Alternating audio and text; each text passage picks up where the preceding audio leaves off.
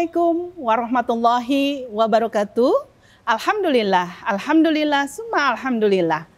Salam sejahtera, sahabat SCTV, dimanapun Anda berada. Senang sekali dan bahagia sekali rasanya bisa bertemu kembali dengan Anda. Masih bersama saya Endah Mawarni dalam acara KUM, Kampus Unpam Mengaji. Informasi seputar pendidikan agama Islam dan pembelajaran Al-Quran, mengaji Al-Quran. Alhamdulillah, sebelum kita masuk pada acara ini, mari sama-sama kita bacakan basmalah. Bismillahirrahmanirrahim. Selanjutnya, mari kita dengarkan lantunan ayat suci Al-Quran.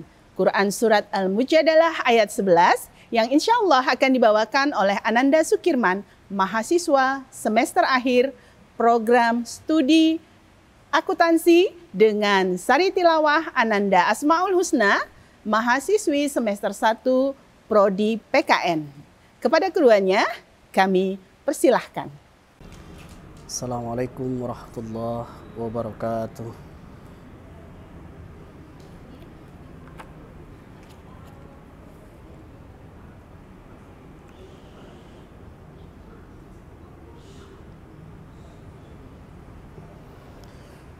A'udzu billahi minasy syaithanir rajim.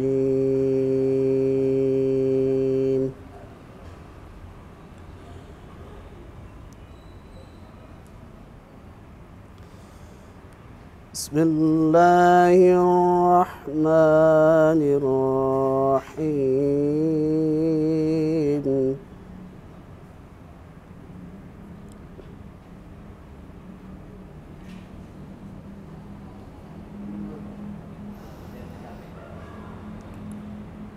Ya ayyuhalladzina amanu idza qila lakum tafassahu fil majalis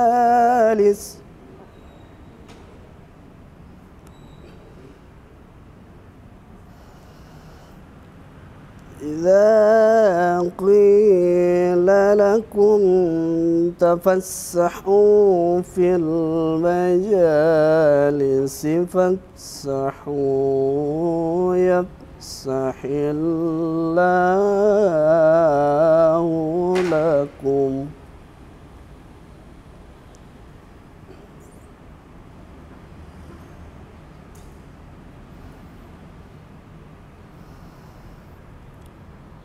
وإذا قيل انشزوا فانشزوا يرفع الله الذين آمنوا منكم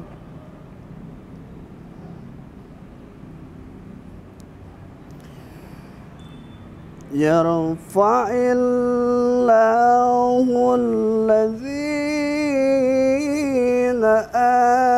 آمنوا منكم والذين أوتوا العلم درجات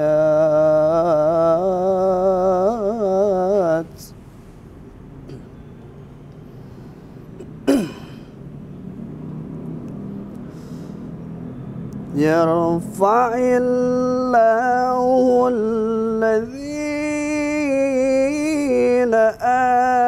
آمنوا منكم والذين أوتوا العلم درجات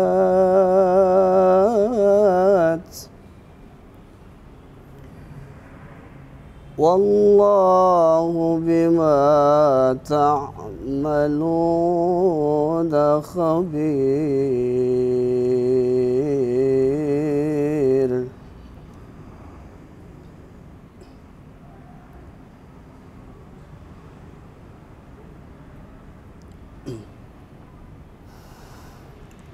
يا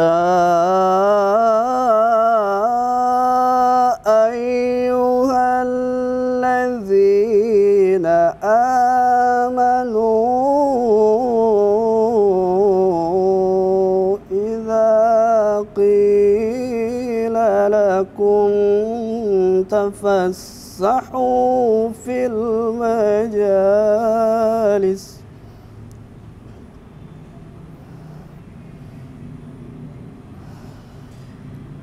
إذا قيل لكم تفسحوا في المجالس فافسحوا يفسح الله لكم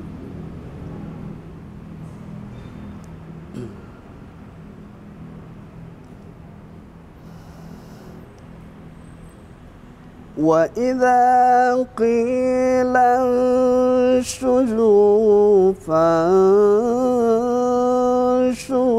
فانشزوا يرفع الله الذين آمنوا منكم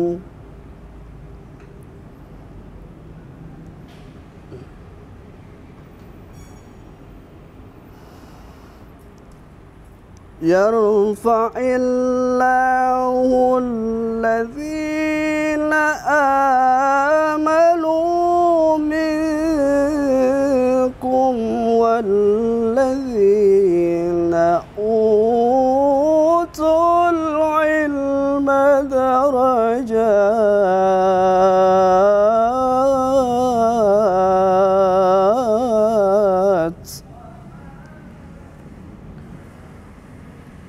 والله بما تعملون خبير صدق الله العظيم. Aku berlindung di bawah naungan-Mu ya Allah dari godaan syaitan yang terkutuk. Dengan menyebut nama Allah yang Maha Pengasih lagi Maha Penyayang. Wahai orang-orang yang beriman, apabila dikatakan kepadamu, berilah kelapangan di dalam majelis-majelis, maka lapangkanlah. Niscaya Allah akan memberi kelapangan untukmu. Dan apabila dikatakan, berdirilah kamu, maka berdirilah. Niscaya Allah akan mengangkat derajat orang-orang yang beriman di antaramu dan orang-orang yang diberi ilmu, beberapa derajat. Dan Allah Maha teliti apa yang kamu kerjakan. Maha benar Allah dengan segala firman-Nya. Selanjutnya, alhamdulillah, semoga yang mendengarkan dan yang membacakannya Allah berikan rahmat dan karunia-Nya. Amin, amin, ya robbal alamin. Teman-teman, sahabat SJTV yang dimuliakan Allah, alhamdulillah, kita dengarkan salawat yang akan disampaikan oleh tim salawat yang sangat luar biasa. Mari kita saksikan bersama. Selamat mendengarkan. Sallallahu ala Muhammad sallallahu alaihi wasallam. Sallallahu ala Muhammad sallallahu alaihi wasallam. Sallallahu ala Muhammad sallallahu alaihi wasallam. Sallallahu ala Muhammad sallallahu alaihi wasallam. أنت شمس أنت بدر أنت نور فوق نوري أنت شمس أنت بدر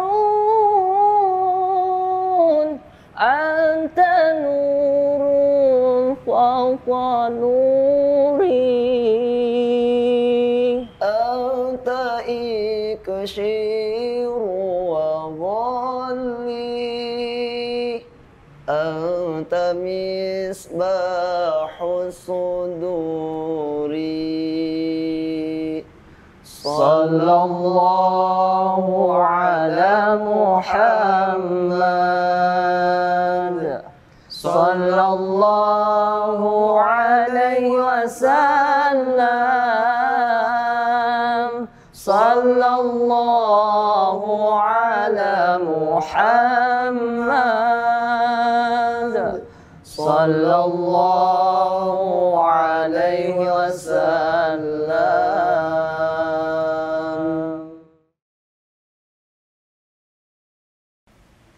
Masya Allah, merdu sekali suaranya. Menggugah hati, menenangkan jiwa. Semoga Allah berikan syafaat kepada kita semua, insya Allah.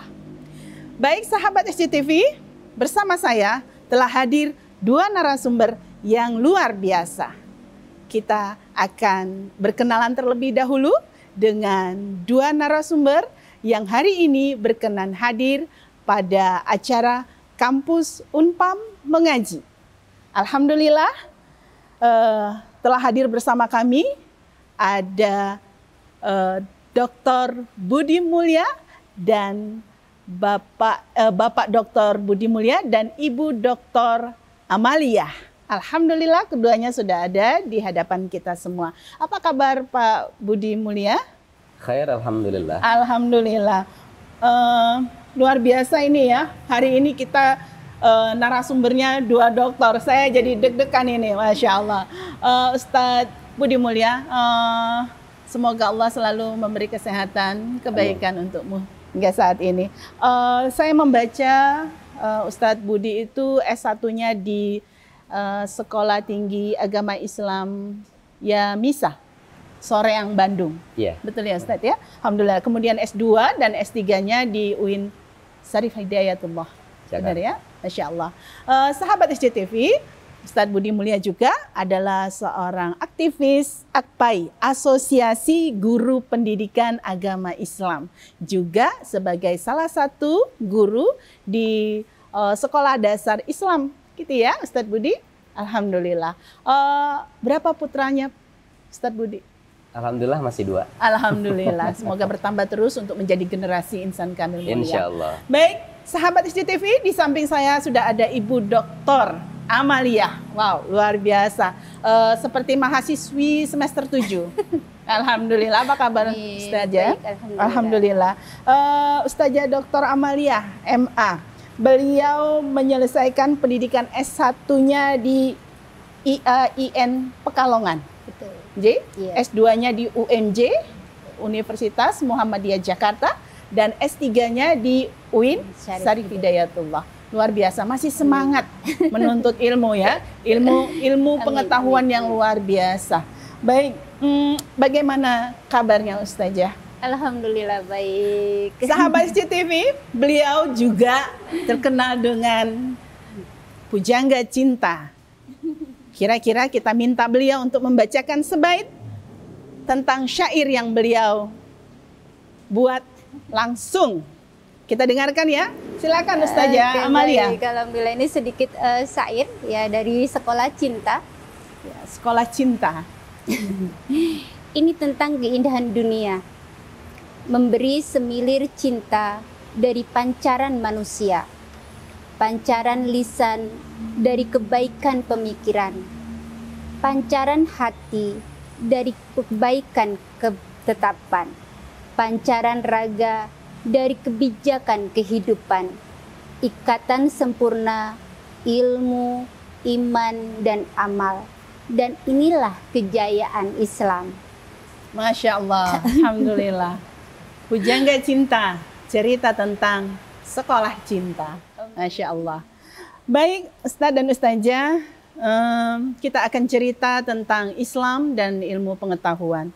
Sebagai seorang guru, dosen, ataupun mahasiswa, mungkin kita sudah tidak asing lagi dengan kata ilmu pengetahuan. Karena dari kecil kita memang sudah belajar dan sampai sekarang ini pun kita masih tetap belajar.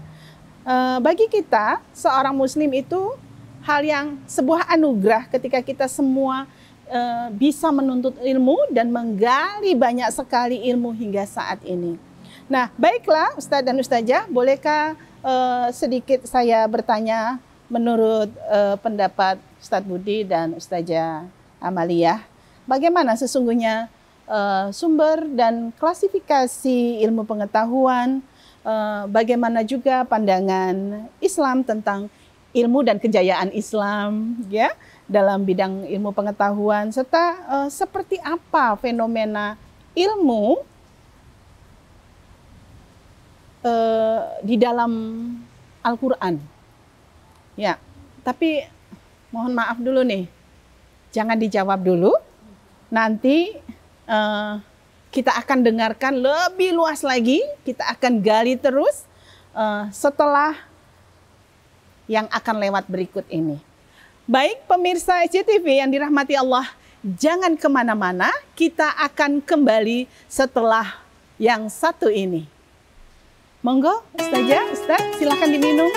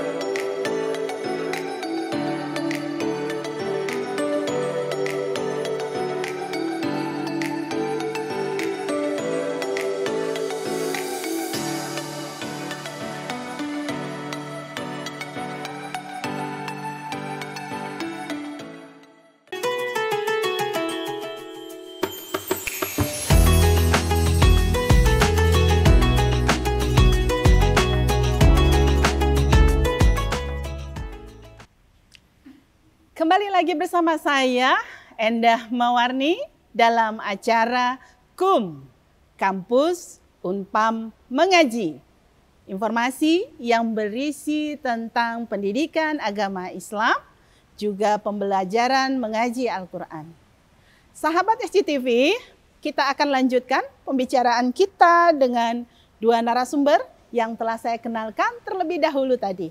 Baik, Ustadz Budi Mulia dan Ustazah Amalia, 800 ayat bercerita tentang alam semesta dan 200 ayat bercerita terkait hukum dan fikih, serta beberapa ribuan buku yang bercerita tentang ini. Tetapi sangat sedikit yang bercerita tentang ilmu pengetahuan. Banyak sekali ilmuwan Islam yang menerima hadiah Nobel, ya luar biasa. Tetapi banyak juga sekali penemuan-penemuan Islam ya yang telah ada di penemuan-penemuan ilmiah yang telah ada di dalam Al-Quran.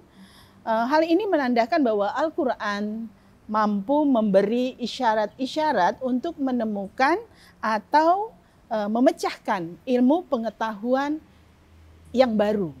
Nah, fenomena yang luar biasa. Kita terutama sahabat SCTV ingin mendengarkan paparan langsung dari Ustadz Budi Mulia dan Ustazah Amalia tentang sumber dan klasifikasi ilmu pengetahuan, bagaimana juga pandangan Islam tentang ilmu dan kejayaan Islam dalam bidang ilmu pengetahuan, serta seperti apa fenomena ilmu pengetahuan di dalam Al-Quran itu sendiri. Monggo Ustadz Budi Mulia. Assalamualaikum warahmatullahi wabarakatuh. Terima kasih Mbak Endah yang sudah mengantarkan kita berdiskusi dalam tema Islam dan ilmu pengetahuan. Pada kesempatan kali ini, menurut teoritis dan praktis, agama Islam sangat menjunjung tinggi ilmu pengetahuan. Hal ini sebagaimana terdapat pada surat Al-Mujadalah ayat 11, bahwa Allah meninggikan orang-orang beriman di antara kamu dan orang-orang yang diberikan ilmu beberapa derajat. Hal ini menjadi penting untuk bagaimana kita menyikapi menjadi dua orang istimewa. Yang pertama adalah orang yang beriman.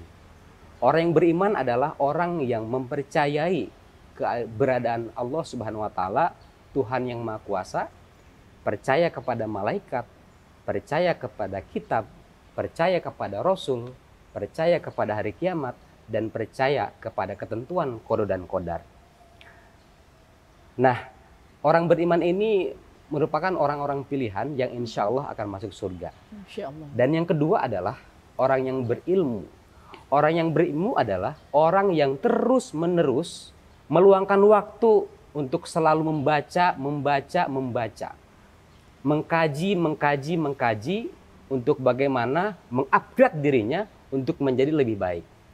Hal ini akan ditinggikan oleh Allah derajatnya di mata manusia, apalagi di mata Allah Subhanahu wa taala. Yarfa'illahu alladzina amanu minkum walladzina utul ilma darajat. Intinya adalah orang-orang beriman dan berilmu menjadi orang-orang yang istimewa dan mampu untuk bagaimana Islam ini menjadi lebih cerah, Islam ini menjadi lebih maju, terutama dari ilmu pengetahuan. Ustadz Budi, mohon ditahan sebentar. Saya tertarik dengan bahasa yang pertama tadi ya, orang yang beriman. Apakah ada ciri-ciri orang beriman tadi? Seperti apa ciri-cirinya? Nah, ciri orang yang beriman itu adalah orang yang bertakwa. Ya. Orang yang bertakwa adalah imtitsali awamirillah wajtinabu nawahi. Melaksanakan apa-apa yang diperintahkan oleh Allah Subhanahu wa taala dan menjauhi larangannya. Itu salah satu cirinya. Ciri-ciri orang beriman tadi ya. Baik. Baik, ada lagi Ustadz Budi yang terkait dengan orang yang berilmu. Atau mungkin Ustadz Budi ingin menyampaikan beberapa sumber serta klasifikasi ilmu pengetahuan tadi. Baik, berkaitan dengan sumber ilmu pengetahuan, pada prinsipnya ada dua. Ya. Yang pertama adalah wahyu, dan yang kedua adalah akal. Wahyu adalah firman Allah Subhanahu wa taala ya, yang telah dibukukan ya dalam Al-Quran, dan ini menjadi pedoman untuk hidup manusia yang tentunya disampaikan oleh malaikat Jibril, ya, kemudian diterima oleh Nabi Muhammad dan disampaikan kepada umatnya. Nah, tentunya Al-Quran ini ya, menjadi kitab pedoman ya, untuk hidup, di mana ada 7 komponen dalam Al-Quran itu sendiri. Ya. 7 komponen yang dimaksud adalah 32 surat berkaitan dengan alam semesta dan materi. Kemudian ada 29 berkaitan dengan akidah dan pemikiran. Ya. Kemudian ada 27 yang berkaitan dengan sejarah. Hanya 2 surat yang menjelaskan tentang ibadah. Ya. Intinya adalah Allah memberikan ilustrasi-ilustrasi bagaimana ilmu pengetahuan ini betul-betul menjadi ilmu untuk menunjang kebutuhan manusia, terutama iptek. Sayangnya manusia acap kali dalam penelitiannya ada sedikit kurang optimis karena hampir karya-karyanya kurang dihargai oleh negara atau tidak digunakan oleh masyarakat. Masya Allah. Apa kira-kira penyebabnya, Ustadz Budi? Penyebabnya ada 2 ya. Yang pertama adalah tidak dihargai karena memang tidak diproduksi ya, hasil penelitiannya. Contohnya, saya mengutip dari Kepala Puspitek, Ibu Sri Setiawati ya, pada saat ada kegiatan festival di Puspitek tahun 2017 yang lalu, beliau mengungkapkan bahwa masyarakat Indonesia lebih cenderung kepada merek atau branded. Brand, ya. Dia lebih suka branded luar negeri dibandingkan brand Indonesia.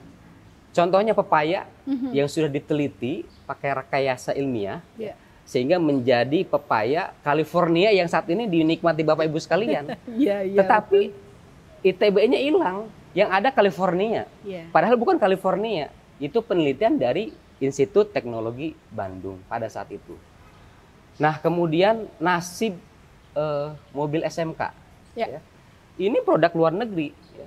Maksudnya ini produk dalam negeri. Ya. Ya. Nah, produk dalam negeri di mana hanya masalah tidak lulus uji emisi sehingga dibom, ya, dan tidak ada lagi produksi SMK ya, Ya. di Indonesia. Tidak Yang- berkelanjutan ya, Ya. terhenti di situ saja. Ya, tidak berkelanjutan ya. Malahan dari Jepang mengirimkan mobil-mobil murah, mobil-mobil yang standarnya ya sebenarnya kurang safety gitu ya. Tapi itu tadi karena memang Indonesia, ya, masyarakat Indonesia lebih mengedepankan brand, ya. Iya.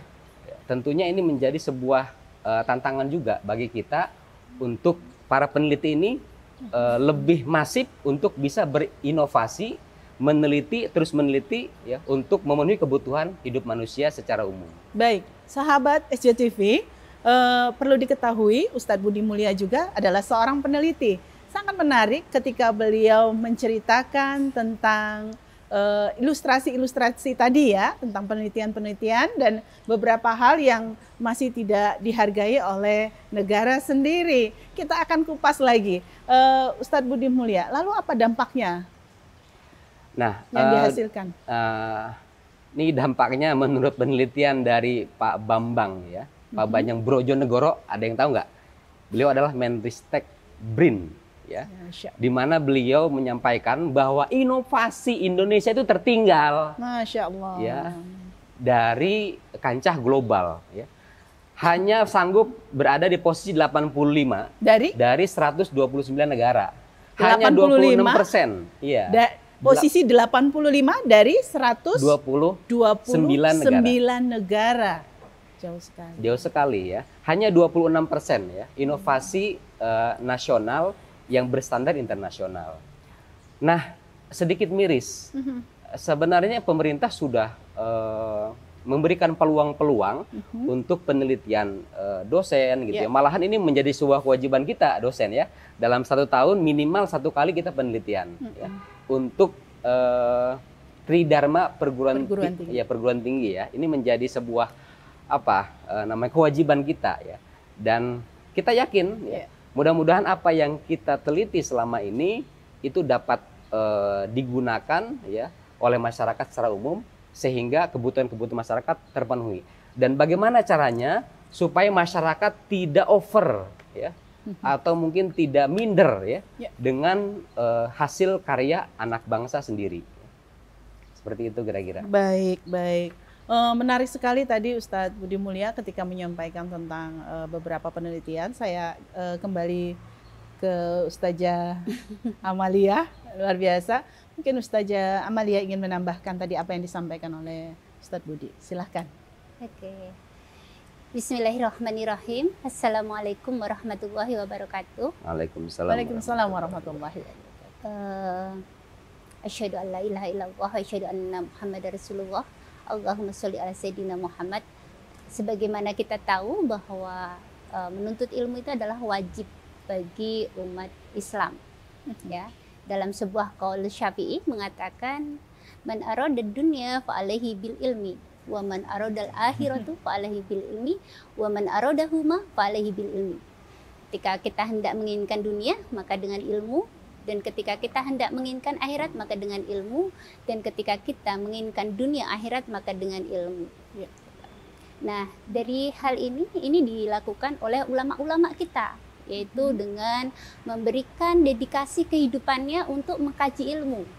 Mengkaji ilmu. Kita tahu tokoh-tokoh kita yang sangat kita kenal di kejayaan Islam ya, Ibnu Sina ya dengan karyanya beliau ya di bidang kedokteran, ya, Al-Qanun Fit ini, kemudian Asy-Syifa gitu kan, kemudian ada Ibnu Rushdi gitu ya, dengan Al-Hawinya, kemudian ada Ibnu Khaldun dengan Muqaddimahnya ya, dan ada Al-Khwarizmi ya, dengan ilmu matematika dan akuntansi. Luar gitu biasa kan. ya, itu Luar semua biasa sekali. ilmuwan muslim Nah, ya. ada perbedaan yang sangat mencolok antara ilmuwan Islam dengan ilmuwan lain, yaitu pada dasar pemikirannya. Ya, dasar pemikiran ilmuwan Islam adalah dengan pemikiran Al-Quran, didasari dengan pemikiran Al-Quran. Inilah yang membedakan antara ilmuwan Islam dengan ilmuwan luar, ya, itu.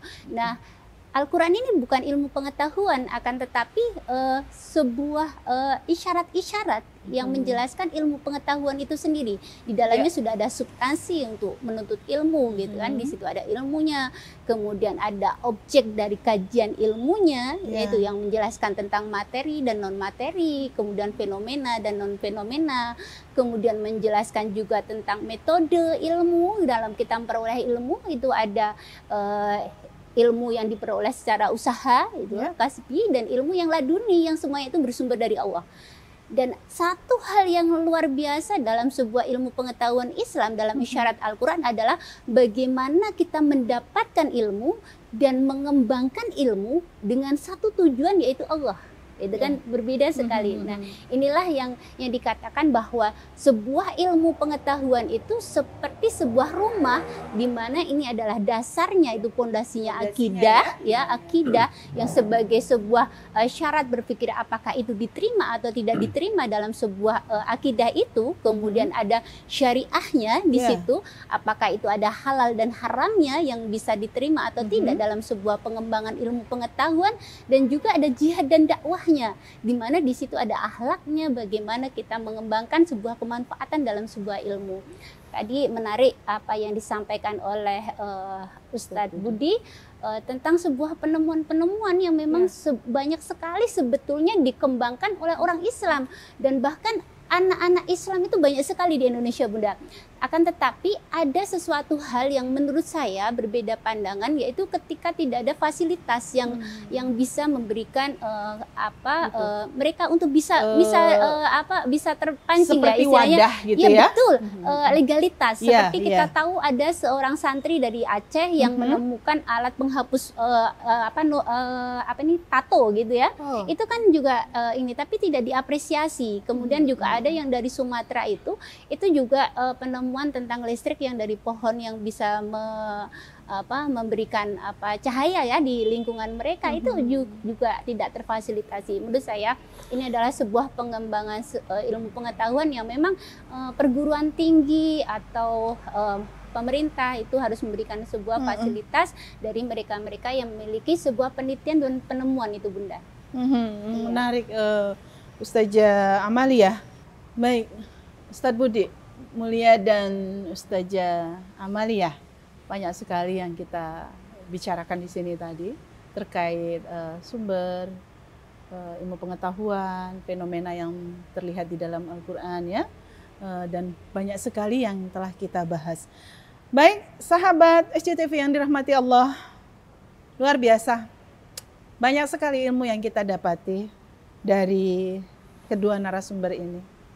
Dan tentunya sahabat SCTV pasti penasaran, ingin bertanya-tanya tentang apa sebenarnya yang berada di balik ilmu pengetahuan dalam Al-Quran ini. Kita akan tanya lebih lanjut, tetapi jangan kemana-mana, tetap di sini. Kita akan bertemu lagi setelah jeda iklan berikut ini.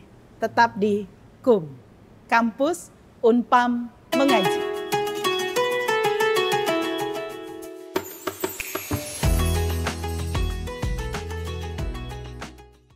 Hai semua, pada tahu nggak penyakit apa yang masuk di jajaran perawatan termahal? Jawabannya adalah talasemia.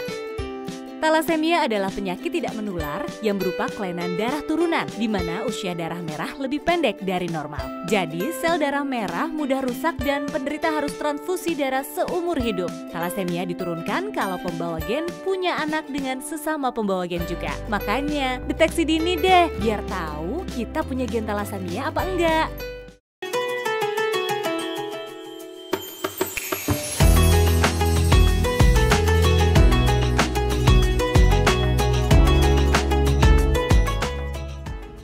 Terima kasih sahabat SCTV yang dirahmati Allah Subhanahu wa taala, masih setia bersama saya Endah Mawarni dalam acara KUM, Kampus Unpam Mengaji. Acara yang berisi seputar tentang pendidikan agama Islam dan pembelajaran mengaji Al-Qur'an.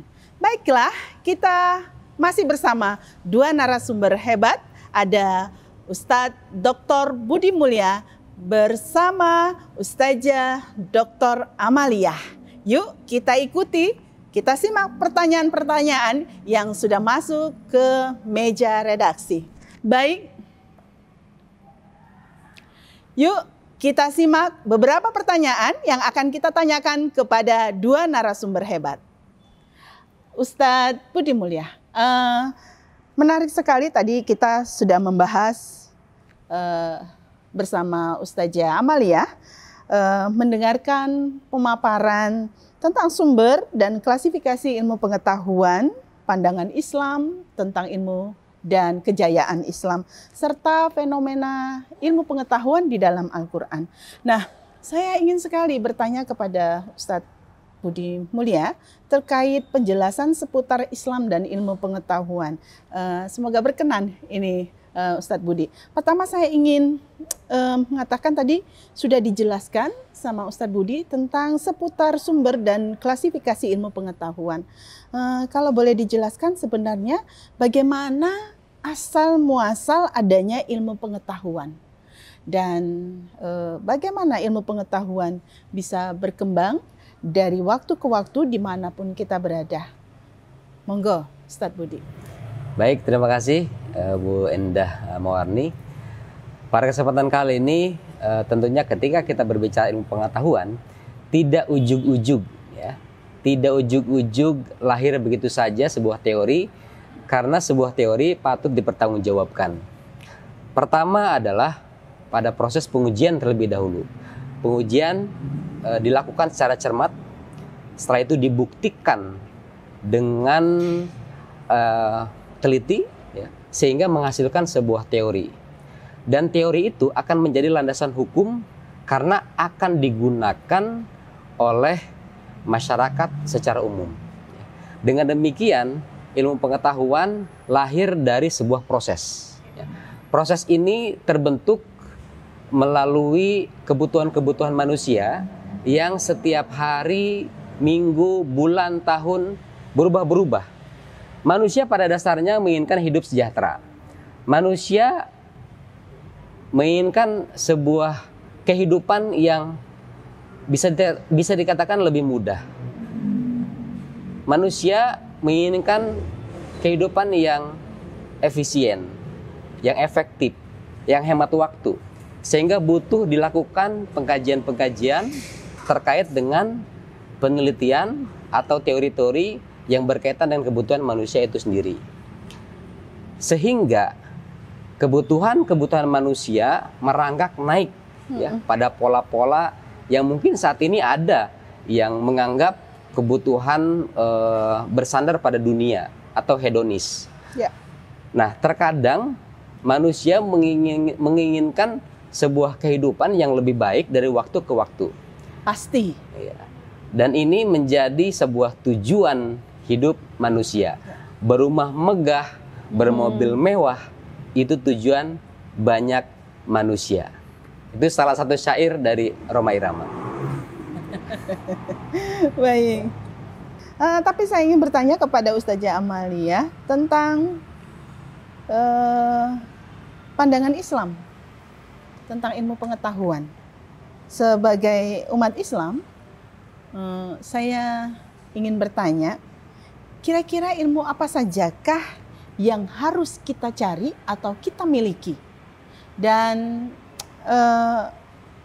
ilmu yang tidak boleh dimiliki oleh seorang muslim. Monggo. Iya, terima kasih. Allahumma sholli ala sayyidina Muhammad. Di kita pada umumnya masyarakat ya Bunda ya, itu lebih cenderung pada sebuah perbedaan atau sebuah dikotomi antara ilmu agama dan ilmu umum ya. Nah, ini sebetulnya adalah hal yang keliru, hal yang salah. Dan ini dimulai dari sejak Belanda ya, sejak Belanda ketika merasa ketakutan dengan kekuatan orang Indonesia yang beragama. Nah, ini yang menjadikan dipisahnya ilmu agama dengan ilmu umum.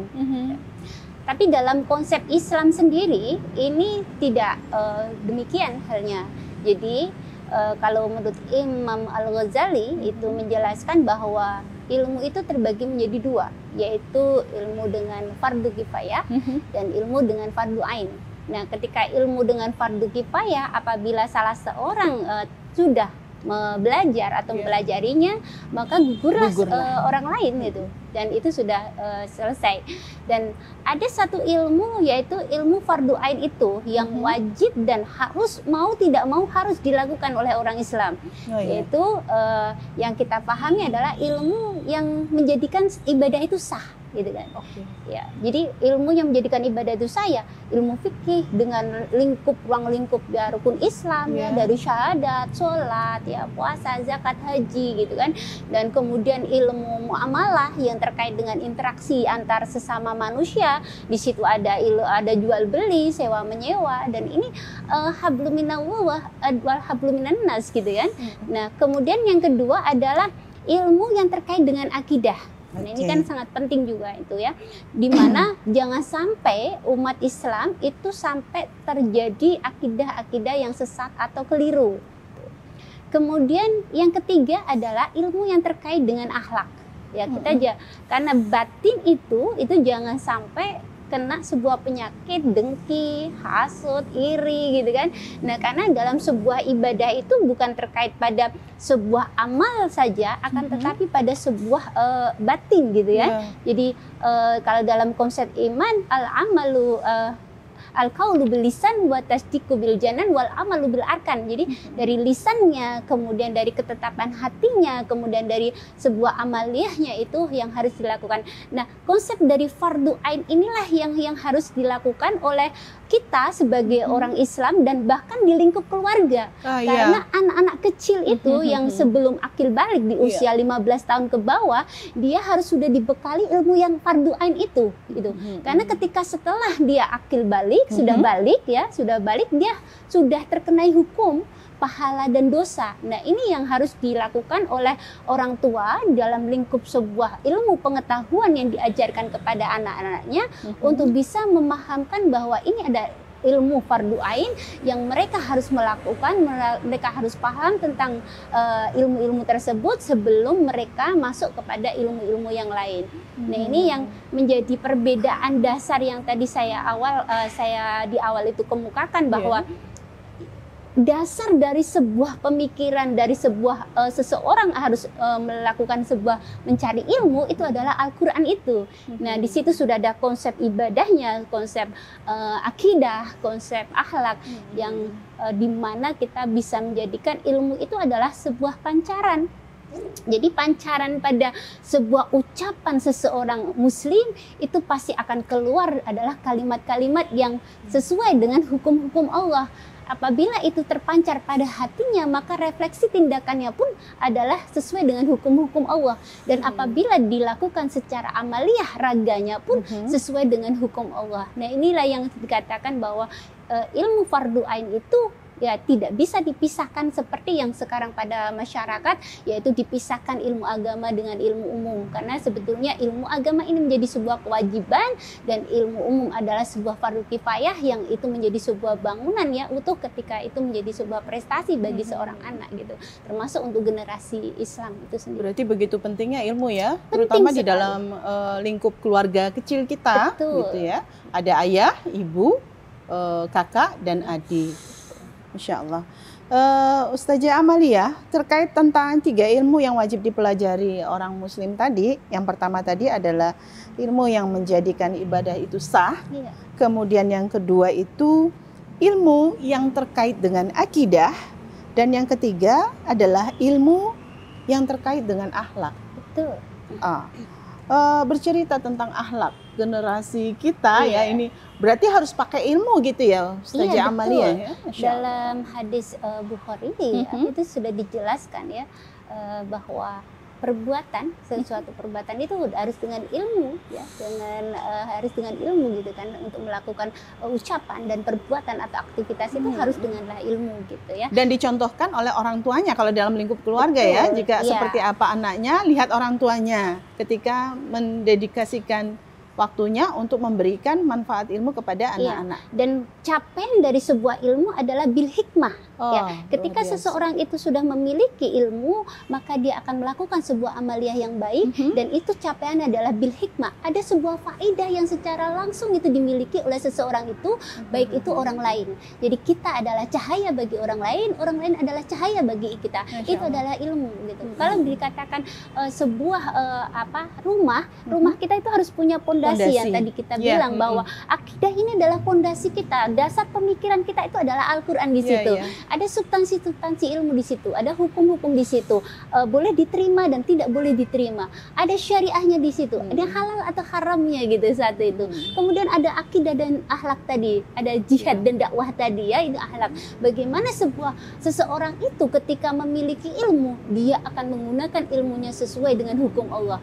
Dia akan menggunakan terapan perbuatannya sesuai dengan hukum Allah, dan ketetapan atau kebijaksanaan sesuai dengan hukum Allah. Ini adalah ciri-ciri orang yang berilmu. Akan tetapi ketika seseorang itu berilmu tetapi dengan amaliyah yang tidak baik, maka itu batal. Istilahnya tidak diterima kan? Itu yang Iya. masuk di poin pertama tadi ya. Iya, betul, Ibadah Linda. ilmu yang menjadi ibadahnya itu tidak sah akhirnya karena tidak ada ilmu Karena tadi tidak ya. ada ilmu. Nah, disinilah yang letaknya ketika kita mengajarkan pada anak di usia kecil adalah Iya. dia akan lebih pada sebuah keteladanan Iya. dirinya, Pembiasaan gitu ya. pembiasaan yaitu keteladanan dari dirinya untuk secara pancaran. Jadi sudah tidak ada paksaan lagi. Dia akan merasakan manisnya nikmat sholat, dia Nah, akan merasakan manisnya nikmat Luar wudu, biasa. gitu kan. Bagaimana Ustazah Amalia? Bagaimana agar kita dapat merasakan manisnya sholat tadi? Iya, betul. Banyak orang yang melakukan sholat akan tetapi tidak bisa merasakan manisnya nikmat sholat. Nah, banyak orang yang mengatakan dia sholat tapi dia melakukan perbuatan keji dan mungkar gitu kan. Padahal bukan pada itunya. Pada sebuah sholatnya, apakah dia sudah melakukan sholat dengan baik dan benar? Apakah dia sudah bisa berkomunikasi kepada Allah dengan benar? Dan apakah dia sudah melakukan sebuah lafaz-lafaz yang diucapkan dari doa-doa itu sesuai dengan aturan dan gerakan sesuai dengan aturan? Banyak gerakan yang tidak sesuai aturan, banyak lafaz-lafaz yang tidak paham tentang maknanya. Bahkan ketika kita ngajar, kita adakan tugas ya, istilahnya tugas untuk menghafal doa Al-Fatihah dan artinya, kemudian semuanya ya, itu agar mereka paham bahwa apa yang diucapkan ini adalah bukan hanya di lisan, akan tetapi bagaimana gerakan hati itu bisa mengucapkan apa yang menjadi yang diucapkan dari doa itu, dan termasuk pada gerakannya. Nah, ketika dia sudah merasakan gerakannya dalam sebuah sholat itu dan merasakan berkomunikasi kepada Allah dalam sebuah gerakan sholat, maka itu akan terjadi pancaran, dia tidak akan pernah melakukan sebuah keburukan. Dan sholatnya pun tidak perlu disuruh-suruh ya. Iya, betul. Langsung dilakukan ya Ustadz Budi. Bagaimana Iya. Ustadz Budi menanggapi hal ini ketika menjadi seorang guru sekolah dasar, ketika kita coba merekam tadi menjadi kebiasaan sholat gitu ya di sekolah, kemudian ikut dibiasakan di rumah, itu dampaknya itu sangat luar biasa. Apakah di sekolah juga ikut support tentang gerakan ini, Ustadz Budi? Oke, terima kasih. Di sekolah dasar ya, kebetulan saya mengajar hampir 20 tahun ya. Masya Allah. Dan cara yang paling bisa dikatakan cukup elegan ketika kita mulai mengajar, saya pertama sekali mengabsen siswa, saya tanya tentang sholatnya. Kamu sholat subuh nggak, Dek? Gitu. Dan ternyata? Dan hampir satu kelas itu hanya 5-10 orang lah ya yang melaksanakan sholat subuh. Nah, ini menjadi sebuah teguran ya, bagi guru agama ya. Tentunya dalam hal ini untuk aktivitas ibadah di rumah ya, ternyata kita tidak bisa intervensi ya. Ya. Harus ada buku atau mungkin bisa dikatakan checklist kontrol sholat ya, yang mungkin gitu ya, yang bisa ditandatangani oleh orang tuanya. Tapi terkadang orang tuanya juga ya, kita tidak menyalahkan orang tua ya, karena mereka juga dalam mengisi laporan itu ya tidak sesuai dengan kenyataannya. Di sisi lain dia membela anaknya ya agar nilainya bagus, tetapi untuk implementasi ibadah di rumahnya ternyata masih kurang. Nah, ini butuh yang namanya komunikasi intens antara guru, orang tua dan anak secara periodik ya. Mungkin tahun 90-an itu saya pernah membawa buku penghubung dulu ya. Ya, buku penghubung buku penghubung ya antara guru dengan orang tua sehingga perkembangan anak belajar di rumah itu terkontrol ya. Tapi saat ini karena media sudah canggih ya, kita juga menggunakan ya contohnya ya Google Form ya. Kemudian juga media-media lain ya untuk bagaimana kita bisa mengontrol anak ya untuk tetap beribadah walaupun kita tidak mengontrol secara langsung. Iya, terkait dengan media tadi. Ini ada pertanyaan khusus untuk Ustadz Budi Mulya terkait fenomena ilmu pengetahuan dalam Al-Quran. Pasti banyak sekali ayat-ayat Al-Quran yang menjelaskan tentang ilmu pendidikan ya, ilmu pengetahuan. Bahkan jika digali lebih lanjut, banyak ayat Al-Quran yang mengantarkan para ilmuwan menemukan sesuatu yang baru. Pertanyaan saya, melihat fenomena pandemi saat ini muncul berbagai ilmu teknologi canggih yang baru. Kalau kemarin itu buku penghubung, sekarang bisa dilakukan dengan Google Form tadi ya. Nah, apakah hal ini bisa dikaitkan dengan penjelasan dalam Al-Quran, Ustadz Budi? Oke, baik. Dari sisi positif ya, kemajuan teknologi itu tidak terbatas ya, dan saya sering sampaikan ini merupakan sinyal isyarat Allah Subhanahu wa taala untuk manusia terus berinovasi ya, memberikan yang terbaik untuk kemudahan hidup manusia itu sendiri ya. Nah, lahirnya media-media pembelajaran saat ini ya, ada video conference ya, kemudian juga ada LMS ya. Di saat kampus-kampus lain kesibukan ya, ketika ada pandemi jebret bingung kan PJJ bagaimana caranya, akhirnya menggunakan yang ada seperti Google apa itu namanya Google Meet gitu ya, itu kan sudah ada. Tapi Zoom, Unpam keren banget kan ya, sudah bisa dipadukan dan memang kita setiap dalam pekan itu ada e-learning. Jadi Unpam ini luar biasa untuk teknologi, sudah bisa menjawab tantangan pandemi. Ya. Ini kita apresiasi untuk LP3 nih. Alhamdulillah. Ya, alhamdulillah. Alhamdulillah. Sudah memberikan jawaban-jawaban yang dibutuhkan ya oleh dosen-dosen untuk terus mengajar dan memudahkan mahasiswanya untuk belajar. Keren, seperti itu kira-kira. Baiklah pemirsa SCTV yang dirahmati Allah, itu tadi beberapa pertanyaan yang langsung dijawab oleh Ustadz Dr. Budi Amaliyah dan Ustazah Dr. Amaliyah tentang beberapa pertanyaan sumber dan klasifikasi ilmu pengetahuan, pandangan Islam dan kejayaannya, serta fenomena ilmu pengetahuan dalam Al-Quran. Baiklah pemirsa, sahabat SCTV yang dirahmati Allah, kita sudah dengarkan paparan jawaban pertanyaan-pertanyaan yang telah dijawab secara tuntas dan lugas oleh Ustadz Budi Mulya dan Ustazah Amaliyah. Masya Allah, perbincangan yang isinya sangat luar biasa, bercerita tentang sumber dan klasifikasi ilmu pengetahuan, pandangan Islam tentang ilmu dan kejayaan Islam, dan fenomena ilmu pengetahuan dalam Al-Quran. Kita akan ketemu lagi, jangan kemana-mana, tetaplah di acara ini ketika setelah yang satu ini.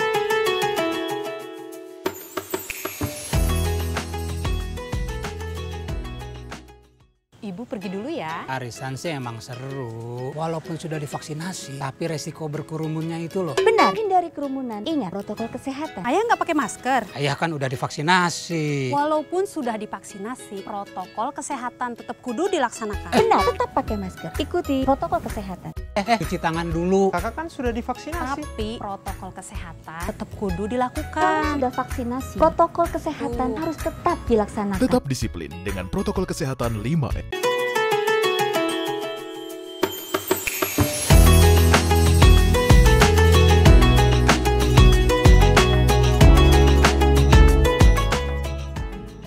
Sahabat SCTV yang dirahmati Allah, masih bersama saya Endah Mawarni dalam acara KUM, Kampus Unpam Mengaji, acara seputar pendidikan agama Islam dan pembelajaran mengaji Al-Quran. Kita tadi sudah mendengarkan paparan dari dua narasumber yang hebat-hebat. Ada Ustadz Dr. Budi Mulya dan Ustazah Dr. Amalia yang bercerita tentang sumber dan klasifikasi ilmu pengetahuan dan sebagainya. Sekarang kita saksikan kesimpulannya, closing statement yang akan mereka sampaikan. Kita berikan waktu untuk Ustadz Budi Mulya.